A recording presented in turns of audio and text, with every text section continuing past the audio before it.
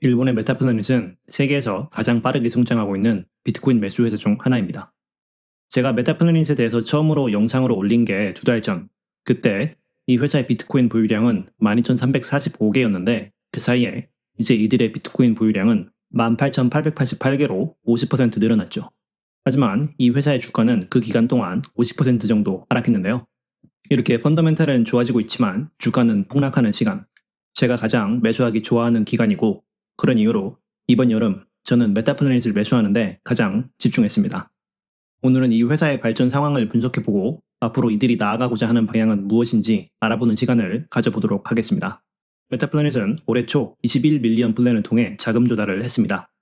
주식을 2,100만 주 발행해서 650밀리언 달러를 조달하고 비트코인을 매수한 거죠.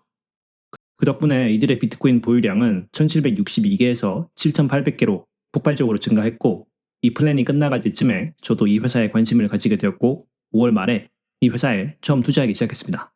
그리고 이 회사는 이번 여름 새로운 자금 조달 계획인 555 플랜을 발표했죠.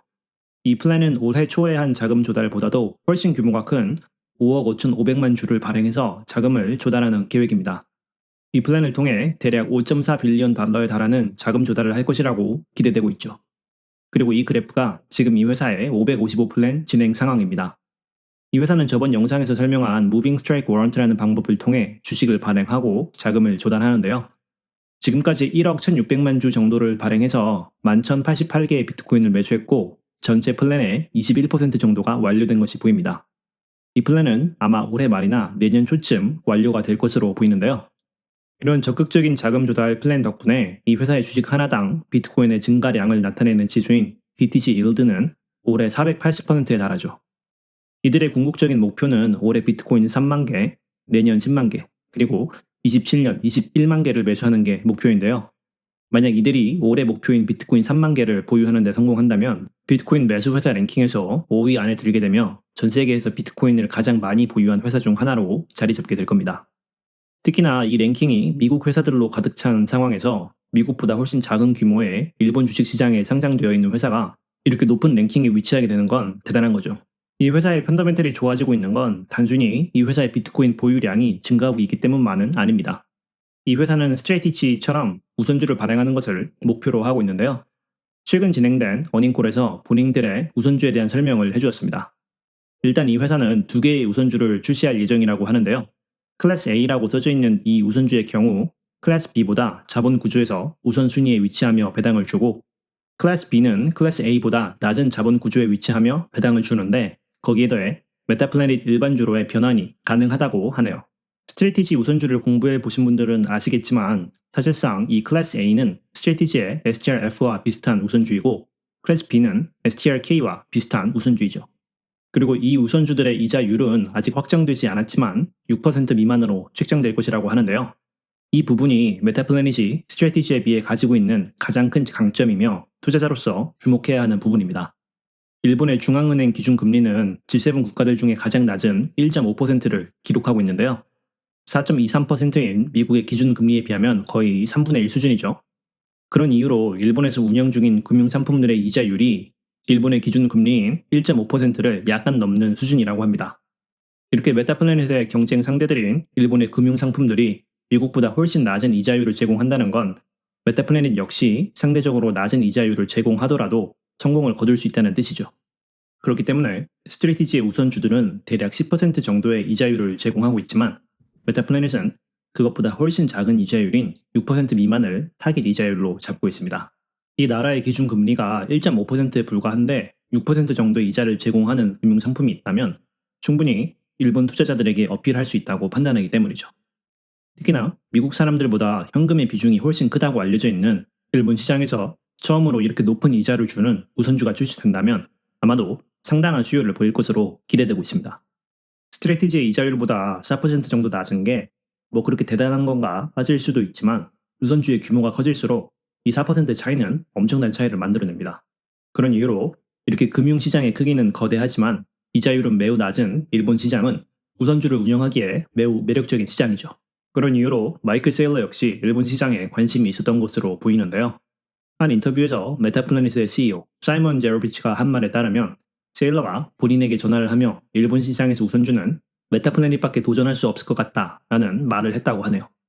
아마도 여러 법적인 이유들로 일본 주식시장에서 스트레티지의 우선주를 운영하는 건 불가능하다는 것을 세일러가 깨달은 것 같습니다. 그리고 이게 제가 미국의 비트코인 매수 회사는 스트레티지에만 투자하지만 일본 그리고 영국의 비트코인 매수 회사에는 투자하는 이유이기도 하죠. 참고로 메타플래닛의 우선주 운영은 아직 확정된 것은 아니고 9월 1일에 있을 주주총회에서 이 우선주 계획에 찬성하는지 반대하는지 투표를 하고 나서 통과가 되면 확정이 된다고 합니다. 그리고 이 회사의 우선주 운영 계획이 스트레티지와 다른 점이 하나 더 있는데요. 사실상 일반주의 발행만을 통해 우선주의 배당금을 조달할 계획인 스트레티지와는 다르게 메타플래닛의 경우 여기 써져 있는 이런 비트코인 인컴 제너레이션 레비뉴라는 것을 통해서도 배당금을 마련할 계획이라고 합니다. 이 비트코인 인컴 제너레이션이라는 것은 이 회사가 운영하는 옵션 셀링을 통한 수익을 말하는데요. MSTY에 투자하시는 분들이라면 익숙한 커버드 콜 있죠.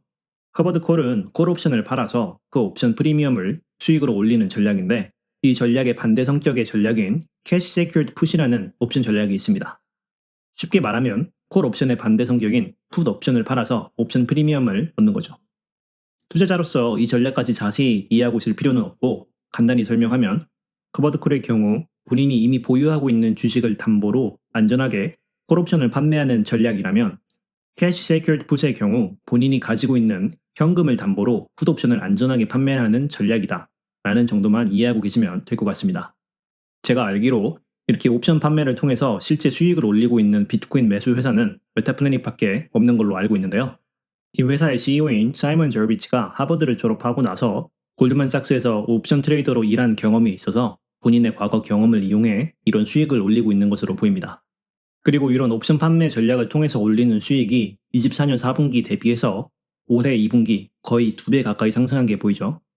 이 옵션 판매를 통한 수익은 앞으로도 계속 상승할 것이라고 예상되고 이 수익을 통해서 앞으로 출시할 우선주의 배당금을 지불할 것이라고 합니다.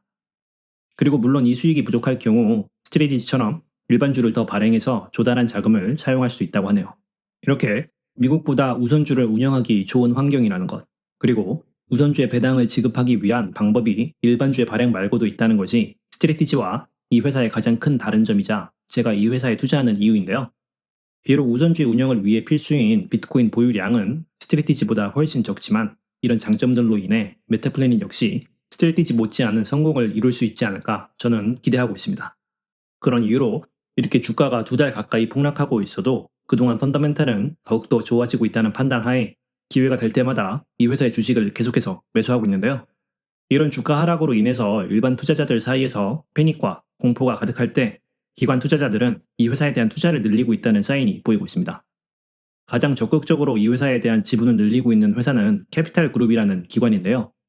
비록 한국에서는 크게 알려지지 않은 기관이지만 전 세계에서 10번째로 큰 규모의 자금인 2.6 트릴리언 달러를 운용하는 기관입니다.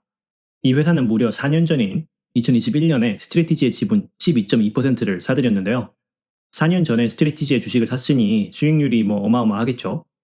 실제로 뱅가드 다음으로 스트레티지의 지분을 가장 많이 소유하고 있는 기관인데 이 회사는 회사 정책상 비트코인을 직접 투자하지 않고 이런 스트레티지 같은 회사에 비트코인 우회 투자를 하는 것으로 알려져 있습니다. 그런데 재밌는 건 이 회사가 올해부터 메타플래닛에도 투자를 하고 있다는 겁니다. 올해 초 캐피탈 그룹의 메타플래닛 지분이 5% 정도로 알려졌는데 이번 여름 메타플래닛의 지분을 계속 늘려서 7월달 6.84% 그리고 현재 그 지분이 7.97%까지 늘어났다고 하네요. 거기에 더해 노르웨이 국부펀드 역시 메타플래닛에 투자하기 시작했다고 합니다. 8월 15일에 나온 기사인데요. 운용 기금이 1.9 트릴리언 달러에 달하는 노르웨이 국부펀드가 최근 6개월 동안 비트코인 관련 투자를 87% 늘렸다고 합니다. 이 펀드 역시 비트코인에 직접 투자하지는 않고 스트레티지와 미국의 비트코인 관련 회사들에 투자함으로써 비트코인 관련 투자를 늘렸다고 하는데요.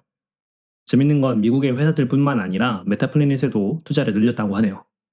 메타플래닛이 그래도 이제 어느 정도의 규모로 성장하면서 기관들의 관심을 받기 시작하는 것으로 보입니다.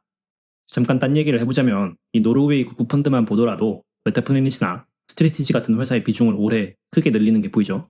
요즘 들어 이런 회사들의 주가가 하락하면서 스트레티지 같은 회사는 이제 끝났다. 비트코인은 폭등하는데 이 회사들은 뭐하냐 이렇게 불평하면서 이 회사들의 주가가 폭락할 때 일반인들이 이런 주식들을 파는 동안 이렇게 수조 원을 굴리는 기관들은 조용히 이런 회사들의 지분을 점점 늘리고 있다는 것. 아무래도 시사하는 바가 큰 것 같습니다. 기관 투자자들뿐만 아니라 일반 투자자들도 메타플래닛에 대한 관심이 늘고 있는 것으로 보이는데요. 8월 세 번째 주에는 일본의 은퇴 계좌인 니사에서 일본 투자자들이 가장 많이 매수한 주식 1위로 기록되었다고 합니다. 거기에 더해 일반 투자자들의 숫자 역시 크게 늘어나고 있는 게 보이는데요. 작년 요맘때쯤 3만 7천 명 정도에 불과했던 주주 숫자가 이번 여름 크게 상승해서 12만 8천 명에 달하는 게 보입니다.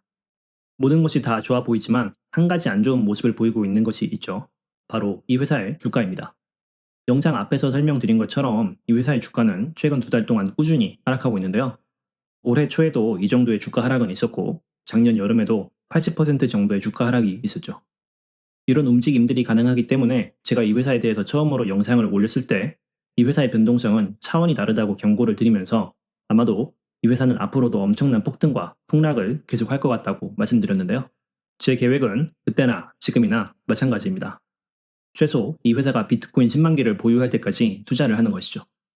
저도 앞으로 이 주가 하락이 언제 멈출지, 얼마나 더 하락할지는 모릅니다.